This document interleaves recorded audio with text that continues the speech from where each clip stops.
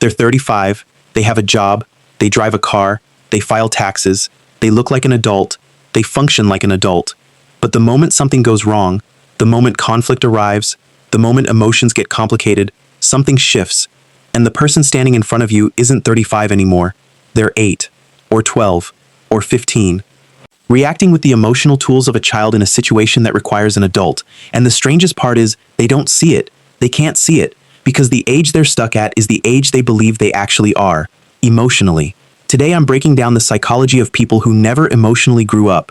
Not to mock them, not to diagnose them, to explain the mechanism that froze them, because understanding why someone stopped developing emotionally is the first step toward understanding why they keep repeating the same patterns, destroying the same relationships, and wondering why nothing ever changes. Pay attention to the section on emotional debt, because that's the mechanism that explains everything. Let's start with when the freeze actually happens. The freeze point emotional development doesn't stop randomly. It stops at a specific moment.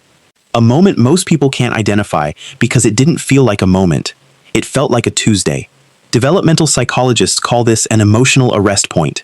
It's the age at which a person's emotional growth stalled because the environment stopped providing the conditions required for continued development. Not the age something traumatic happened necessarily, the age at which emotional learning was interrupted and never resumed. Here's what was supposed to happen. Between birth and approximately 25, the human brain is supposed to move through a sequence of emotional developmental stages. Each stage builds on the previous one, each requires specific environmental inputs to complete, and each, if completed, produces a specific emotional capability that the person carries into the next stage. Ages 2 to 5, learning to identify and name emotions. Ages 5 to 8, learning to regulate emotional responses. Ages 8 to 12, learning to understand others' emotional perspectives. Ages 12 to 16, learning to manage complex social emotions like shame, guilt, and rejection. Ages 16 to 21, learning to tolerate ambiguity, delay gratification, and maintain identity under social pressure. Ages 21 to 25, learning to integrate all previous stages into a coherent emotional operating system. Each stage requires a specific ingredient: attuned caregiving, a safe environment for emotional exploration, permission to fail emotionally without catastrophic consequences, adults who model the emotional skills being developed, and enough stability to practice without the practice being punished. Remove any of these ingredients during any stage, and the development stalls at that stage. The brain moves forward chronologically, the body moves forward physically. But the emotional operating system stays frozen at the point where the required ingredient disappeared. A person whose emotional environment collapsed at age 8 will have the emotional regulation capacity of an 8-year-old in a 35-year-old body with a 35-year-old's responsibilities, using an 8-year-old's emotional toolkit. And the gap between the toolkit and the requirements is where every pattern, every explosion, every relationship failure, and every confusing behavioral loop originates. The 5 frozen profiles. Not everyone freezes at the same age, and the age of the freeze determines the specific emotional profile the person carries into adulthood. Here are the 5 most common freeze points and what each one produces. Frozen at age 4 to 6.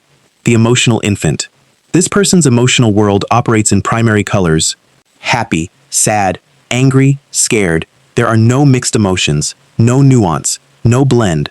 When they're happy, they're entirely happy. When they're angry, they're entirely angry. The concept that you can love someone and be furious at them simultaneously doesn't compute, because the ability to hold contradictory emotions develops after age 6, and they weren't emotionally present for that installation. They need constant reassurance, not occasionally, constantly. The way a young child needs to know their parent is in the room. Their attachment style is pre-verbal. They don't have the language to say, "I need to know you're not leaving." Instead, they act it out, checking in excessively, becoming anxious when communication gaps appear, interpreting any distance as abandonment. Their conflict resolution is binary. If they're upset, someone must fix it. If they're wrong, it's too threatening to admit, because being wrong at age 4 felt like the collapse of their entire world. They don't have the emotional architecture to hold a mistake without it threatening their identity. Partners describe them as exhausting without understanding why. It's because they're not relating to a 35-year-old, they're relating to a 5-year-old wearing a 35-year-old's face. And the 5-year-old's needs are being expressed through adult behaviors that nobody recognizes as childlike, because they've been disguised by decades of sophisticated compensation. Frozen at age 7-9, the rule follower. This person operates on rigid rules because rules were the only thing that created stability during their critical development window. Right and wrong, good and bad, fair and unfair. The world is categorized into absolute binaries because the developmental stage that introduces gray areas was never completed. They're not stubborn, they're frozen in the developmental moment where the world needed to make sense through clear categories because the emotional environment was too chaotic for nuance. Rules became their emotional skeleton. Without them, everything feels like it's collapsing. They struggle with situations that require emotional flexibility, a partner who needs them to understand a perspective that contradicts their rules, a workplace that requires navigating ambiguity, a friendship that involves holding space for someone whose behavior doesn't fit into right or wrong. Each situation demands a developmental capacity they don't have. They often become controlling, not from malice, from the terror that the rules might break. Because when the rules break, there's nothing underneath, no emotional foundation to stand on. Just the unprocessed chaos from the developmental period that was supposed to build the foundation but didn't. Frozen at age 10-12, the performer. This person learned that emotional expression is transactional. Emotions are performed to achieve specific outcomes. Sadness is performed to get comfort. Anger is performed to get control. Enthusiasm is performed to get approval. And the performance became so embedded that the person lost access to what they're actually feeling underneath. They're not fake. They're frozen in the developmental stage where children begin understanding that emotions affect other people. The healthy completion of this stage produces empathy. The interrupted completion produces performance. Because the child learned that the right emotional display produces the right result, but the actual emotion is irrelevant to the transaction. As adults, they're often charming, socially successful, well-liked, because the performance system has been refined over decades. But beneath the performance, there's a hollow space where authentic emotional processing should be. They don't know what they genuinely feel. They only know what display produces the outcome they want. Partners describe a persistent feeling that something is missing but can't name it. What's missing is authenticity. The person is performing connection rather than experiencing it. And the performance, however convincing, lacks the resonance that genuine emotional presence provides. Frozen at age 13-16, the reactor. This is the freeze point that produces the most visible dysfunction, because adolescence is where emotional intensity peaks, and someone frozen in adolescent emotional development carries that peak intensity into every adult situation. Everything is personal, every slight is intentional, every disagreement is a betrayal, every criticism is an attack on their identity. They don't have the developmental capacity to separate their behavior from their identity. Telling them they did something wrong is heard as telling them they are something wrong. Their emotional responses are disproportionate to the trigger. A minor inconvenience produces rage, a small rejection produces devastation, a perceived slight produces revenge fantasies. Not because they're dramatic, because their emotional system processes events at adolescent intensity without the adult buffer that's supposed to modulate the signal. They hold grudges, indefinitely, because the developmental stage that produces the ability to forgive, to integrate an offense into a complex understanding of another person's behavior, was never completed. The offense stays at its original intensity, unprocessed, undiminished. Available for retrieval at full volume years later, relationships with someone frozen at 13-16 are roller coasters. Intense highs, devastating lows, rapid cycling between idealization and devaluation. The partner feels like they're dating a teenager, regardless of the person's actual age. Because emotionally they are. Frozen at age 17-20, the almost adult. This is the most common and the most confusing freeze point, because the person appears almost fully developed. They have the vocabulary, they have the intellectual understanding, they can discuss emotions with apparent sophistication. But the operational capacity, the ability to actually apply emotional skills under pressure, stalled right before completion. They understand empathy intellectually, but can't sustain it when their own needs are activated. They know accountability is important, but collapse into defensiveness when accountability is required. They can describe healthy relationship dynamics in detail, but can't maintain them when the relationship triggers their unfinished development. The gap between their emotional knowledge and their emotional capacity is the defining feature. They know what they should do, they can articulate what they should do, and then they do the opposite. Not from malice, from the gap between an almost completed operating system and the situations that require a fully completed one. Partners of the almost adult experience the most gaslighting-like confusion. Because the person seems to understand. They seem to get it. They have the conversations, they make the promises, and then they revert to the developmental level that their system actually operates at. The partner is left wondering whether the understanding was real or performed. It was real. The capacity just doesn't match the understanding. Before we get into why the development stopped and whether it can be restarted, I need to know, which of these 5 freeze points sounds like someone in your life? Or, if you're being honest, which one sounds like you? The emotional infant, the rule follower, the performer, the reactor, or the almost adult? Drop it in the comments. And if you recognized yourself, don't panic. Recognition is the first crack in the freeze. Now let's look at what actually caused the development to stop. The cause. Why development stops. Emotional development requires one thing above all else: safety. Not physical safety, though that matters.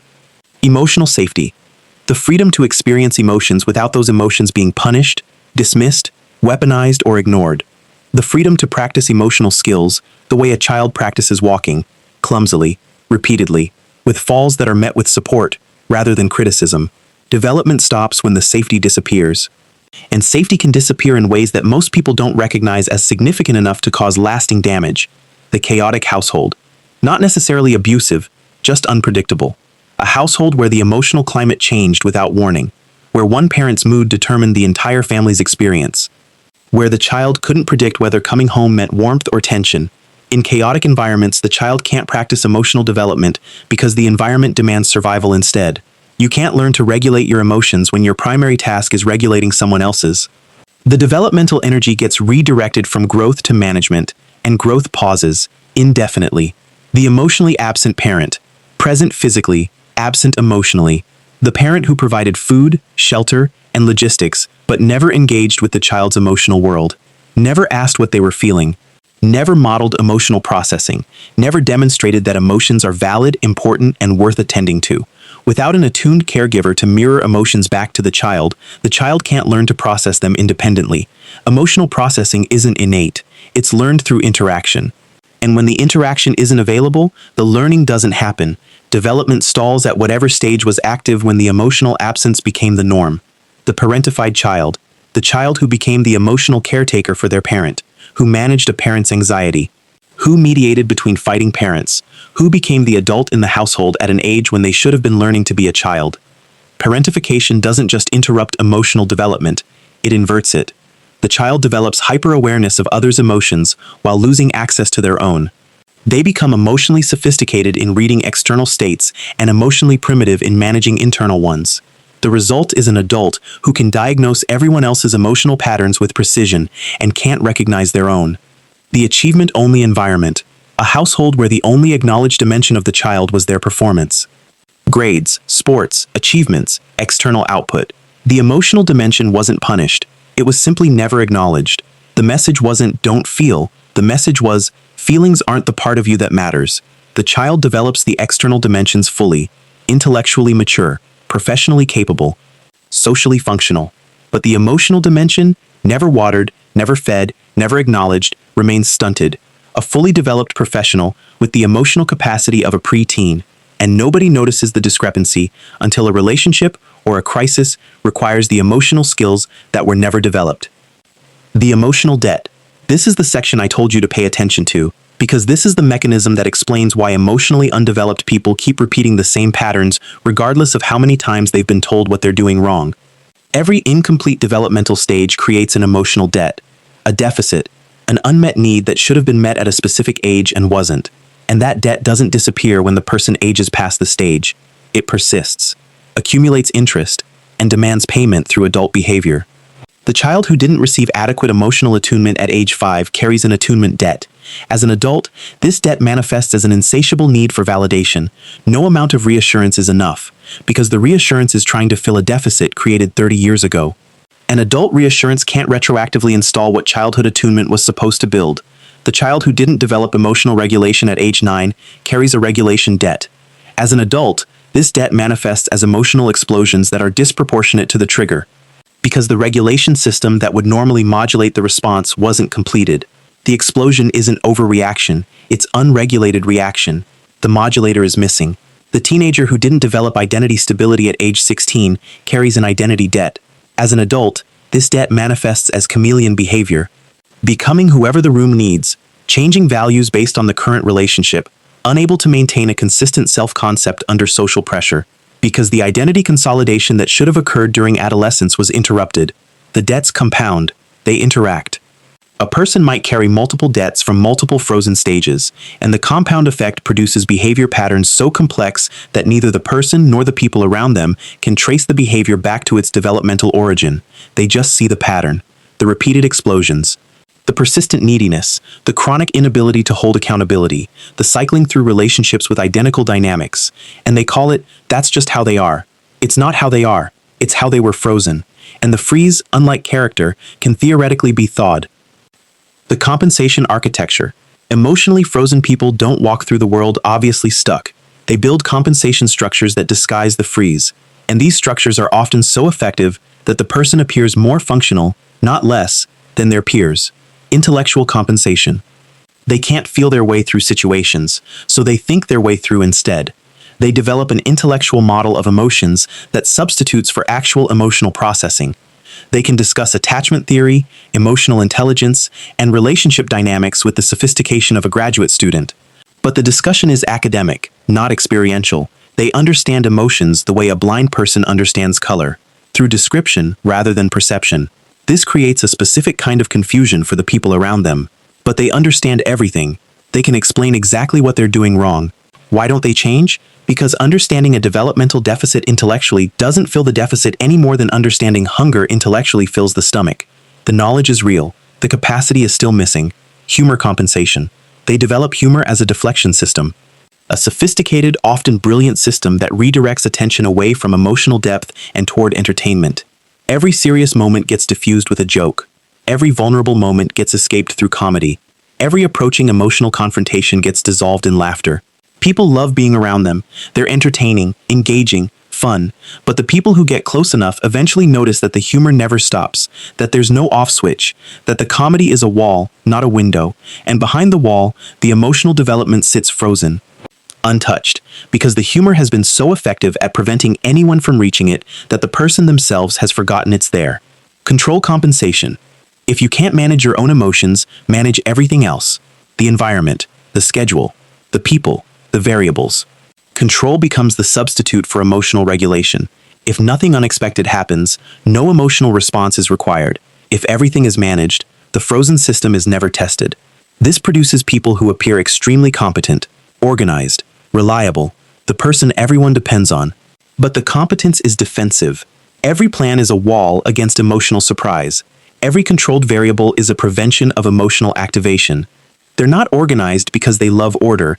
They're organized because disorder triggers emotional responses they don't have the developmental tools to manage.